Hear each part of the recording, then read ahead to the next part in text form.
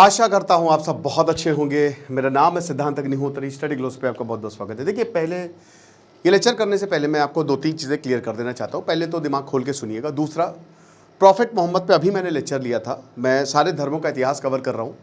Most probably आज नहीं तो कल मैं बुद्धिज़्म पे अगला लेक्चर लूँगा, क्योंकि अब मैं नॉन इब्राहिमिक रिलीजन शुरू करूँगा।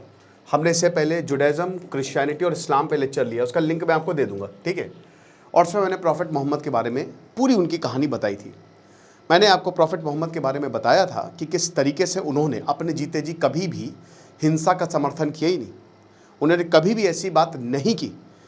सिचुएशन ऐसी थी कि उनको करनी पड़ी, लेकिन उन्होंने कभी भी, वो तो दयालु थे। बट बात ये है कि आज जो इस्लाम है, जो मुस्लिम है, जिस मूवमेंट की उनको आवश्यकता है वो ये मूवमेंट नहीं है। वो मूवमेंट का नाम है education. I love education, I love reformation. इस तरीके के मूवमेंट जो है वो होने चाहिए, ना कि देखिए, हम प्रॉफिट मोहम्मद की, इसमें कोई दिक्कत नहीं है, ठीक है। आई लव मोहम्मद आप पोस्टर लगाइए, आप सोशल मीडिया पे डालिए, इसमें कोई भी प्रॉब्लम नहीं है, ठीक है।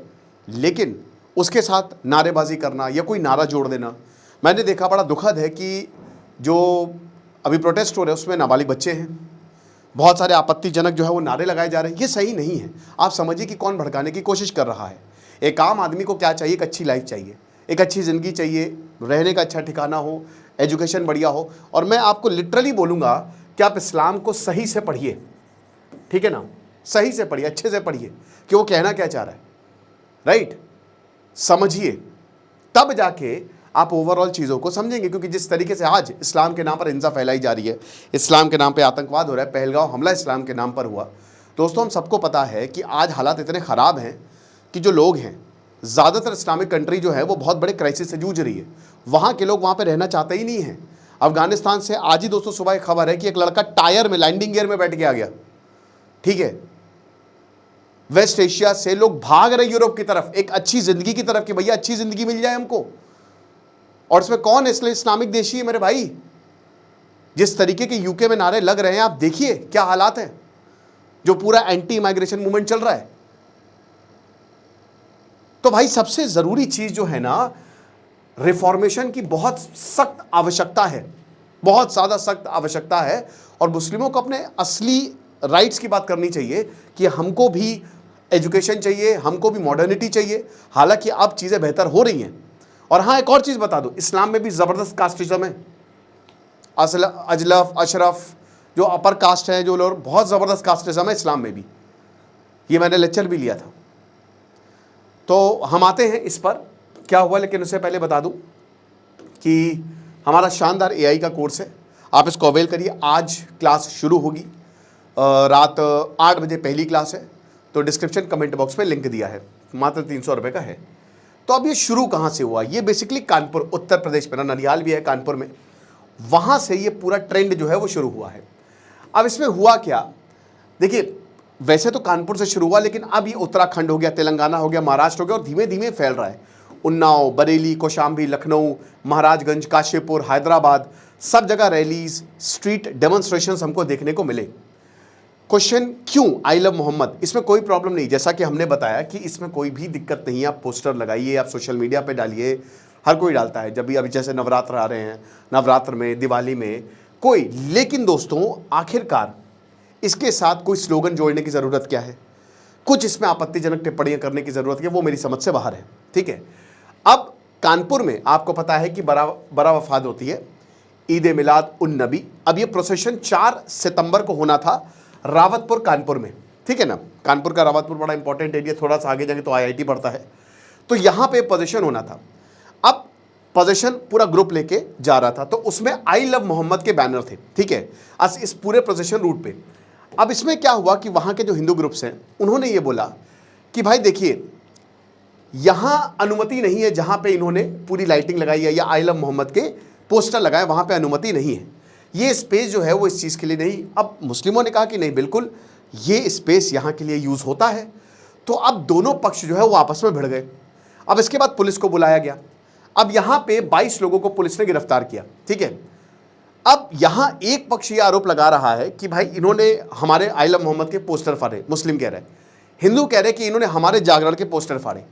एफआईआर में आई लव मोहम्मद को लेकर कुछ नहीं है, ठीक है। बेसिकली यहाँ पे पुलिस कह रही है कि हमने उन लोगों को गिरफ्तार किया है कि जो सांप्रदायिकता फैलाना चाह रहे थे, सांप्रदायिक सौहार्द, मतलब जो हम साथ में रहते हैं उसको बिगाड़ना चाह रहे थे। देखिए एक चीज़ मैं बता दूं कि पाकिस्तान की पूरी कोशिश है, बांग्लादेश की आईएसआई, ये सब पूरी कोशिश में है कि भारत में एक अनरेस्ट पैदा किया जाए। संभल हिंसा में आईएसआई लिंक है, मुर्शिदाबाद में जो हिंसा हुई आईएसआई लिंक है। तो आईएसआई को पैसे मिल रहे हैं भारत में अनस्टेबिलिटी फैलाने के लिए। प्रोटेस्ट में कब कौन घुस जाए, कब ये गड़बड़ हो जाए, आपको नहीं पता, ठीक है। तो ये बहुत ज़्यादा सतर्क रहने की ज़रूरत है। तो पुलिस का कहना है कि भैया देखो, हमने उन्हीं लोगों को जेल में डाला है या उन्हीं लोगों के ऊपर मुकदमा किया है जो शरारती थे, और तो हमने नहीं। तो पुलिस ने इंटरवीन किया। अब सरकार जो है वो यही बताती है कि भाई देखिए, नए कस्टम जो है आप रिलीजियस पोजीशंस में नहीं डाल सकते। कुछ इंडिविजुअल्स जो है इन्होंने इस ट्रेडिशनल टेंट को रिमूव किया, नया टेंट लगा दिया। पुलिस ने वापस पुराना जो ये टेंट है वो रिस्टोर कर दिया। तो ये सब कुछ हुआ। अब वही मैंने बताया कि एक दूसरे पर यहाँ पे आरोप लग रहे हैं, फिर होती है एफआईआर। अब जब 9 सितंबर को कानपुर पुलिस ने 24 लोगों के खिलाफ, 9 तो नेम्ड थे, 15 अननोन थे, इनके खिलाफ जो है नए कस्टम इंट्रोड्यूस करने के लिए जब एफआईआर दर्ज की ना, तो उस पर हो गया केस। रिलीजियस ये कि कम्युनल हार्मनी को, ठीक है, ये बिगाड़ने के लिए ये आपने किया। तो इसके ऊपर जब एफआईआर हुई है तब बहुत ज़्यादा बवाल हो गया। तो अब असदुद्दीन ओवैसी, देखिए ओवैसी जो साहब जो है उन्होंने एक चीज़ तो प्रूव कर दी है कि वो बहुत सारे नेताओं से बहुत आगे हैं, ठीक है ना।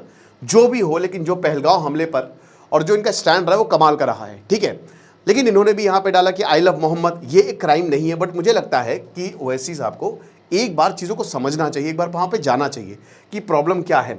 और उन्होंने फिर पुलिस के एक्शन को क्रिटिसाइज़ किया। एक मैं और चीज़ बोलना चाहूँगा कि भाई देखो, ये क्या है ना कि जो हिंदू कट्टर ग्रुप है उनको भी समझना चाहिए। हर किसी को यहाँ पे समझना चाहिए, हर किसी की आपसी सौहार्द से बात करनी चाहिए। अब ये असदुद्दीन ओवैसी ने डाला था। और सबसे बड़ी बात, हर किसी को जो वैलिड क्वेश्चन है ना उनको एड्रेस करना चाहिए कि आखिरकार मुस्लिमों की प्रॉब्लम है क्या। अब यहाँ कहाँ पे क्या हुआ, कानपुर में 4 सितंबर में हम ये देखते हैं कि यहाँ से सब शुरू होता है। फिर उसके बाद उन्नाव में मतलब ये सब कुछ पोस्टर जो है, पोस्टर की तो बात कर चुके हैं। फिर उसके बाद महाराजगंज, फिर उन्नाव में भी हुआ, फिर लखनऊ में भी हुआ, फिर धीमे धीमे ये उत्तराखंड में हुआ, उसके बाद फिर उत्तराखंड के बाद हैदराबाद में हुआ। तो अलग अलग जगह पे हुआ। तो अब सपा समाजवादी स्पोक्स पर्सन ने ही बोला कि पुलिस का फेलियर है। अब देखिए यूपी में अगले के अगले साल इलेक्शन है, ठीक है। ऐसा कोई प्रॉब्लम नहीं हुई है, ये भी मैं आपको बता दूं, ठीक है। कुछ नहीं हुआ है, चीज़ें सॉर्ट हो गई हैं। और लेकिन ये आई लव मोहम्मद का ट्रेंड जो है वो शुरू हो गया है।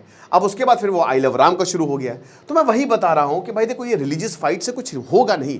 वैलिड क्वेश्चन पे ध्यान दो कि ज़रूरत क्या है और आगे बढ़ने की हमको कोशिश करनी चाहिए। वरना तोड़ने की, तो बताना कि बाकी सारे देश जो है भारत को तोड़ने की कोशिश कर रहे हैं।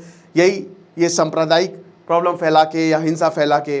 बीजेपी के स्पोक्स पर्सन ने, ठीक है, यहाँ पे ये बोला कि देखिए पुलिस को टारगेट करने की यहाँ पे कोशिश की जा रही है और जो भी लॉ को वायलेट करेगा उस पर एक्शन होगा, राइट।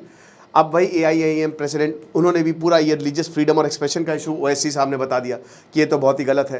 बाकी यहाँ पे जो मौलाना निज़ामी है, जमाते मुस्तफ़ा हैं, ठीक है, वर्ल्ड सूफी फोरम ने, उन्होंने भी वायलेंस को कंडेम किया है। वायलेंस नहीं होना चाहिए। मैं वही तो बता रहा हूँ ना कि प्रोटेस्ट करिए, पीसफुल प्रोटेस्ट करिए, कोई प्रॉब्लम नहीं है। लेकिन जब प्रोटेस्ट वायलेंट होंगे, जब पत्थरबाजी होगी, तो वो तो बहुत ही ज़्यादा गलत है। तो एक लोकलाइज्ड डिस्प्यूट की तरह ये शुरू हुआ और उसके बाद बहुत ही ज़्यादा प्रॉब्लम हो गई। लेकिन मैं वही बोलूँगा कि जो वैलिड क्वेश्चंस हैं, ठीक है, वो देखना चाहिए। क्या है हमको इस समय ज़रूरत, क्या है, किस तरीके का मूवमेंट चाहिए। अगर एक रिफॉर्मेशन मूवमेंट होगा, इस्लाम में कहीं ना कहीं रिफॉर्मेशन मूवमेंट आ ही नहीं पाया। सर सैयद अहमद खान ने कोशिश की, ठीक है ना, लेकिन वो वहीं पे ही रुक गया। तो आज़ादी के बाद भी ना कहीं जैसे पुनर्जागरण जो प्रबोधन काल है वो हिंदुओं में हमको देखा जाता है। हालांकि वो उसका कोई नाम नहीं था, बट इस्लाम में वो कभी भी नहीं रहा। और जो लीडरशिप है ना वो संभाल ली कट्टर जो धर्मगुरु हैं या फिर, तो कहीं ना कहीं आज मुस्लिमों को एक ऐसे लीडर की ज़रूरत है जो बहुत ही ज़्यादा ओपन माइंडेड हो, जो उनकी वाकई में प्रॉब्लम को समझे, वो टेबल में रखे और बताए कि भाई ये दिक्कत है और इसके सोल्यूशन। अब जब मैं इसकी बात करता हूँ तो बहुत लोग खफा हो जाते हैं, बहुत लोग इंस्टा पे मैसेज करते हैं, सर आप कैसे। मैं सही बात बोल रहा हूँ मेरे भाई, क्योंकि इन सब चीज़ों से किसी को फ़ायदा नहीं होगा। यही मैं जितने भी अगर हिंदू के कट्टर, यही उनको भी बोलना चाहता हूँ कि इन सब चीज़ों से क्या होगा, इन सब चीज़ों से खाली नफरत बढ़ेगी और कुछ भी नहीं होगा। अगर नफरत बढ़ेगी तो फिर देश में आँच आएगी और जो आम इंसान भाई जो पीस चाहता है, मन चाहता है, वो टूटेगा। तो कोई मतलब नहीं है। बस समझिए कि असली चीज़ हमको चाहिए क्या, और किसी के बहकावे में मत आइए। और देखिए कि अभी मैं जिस सिचुएशन में हूँ, मैं कितना, क्या ये सिचुएशन ही चाहिए मुझे, क्या मुझे ज़िंदगी भर यही रहना है? ठीक है, क्योंकि देश सबका है, ये देश हमारा है, आपका है, सबका है। Thank you so much.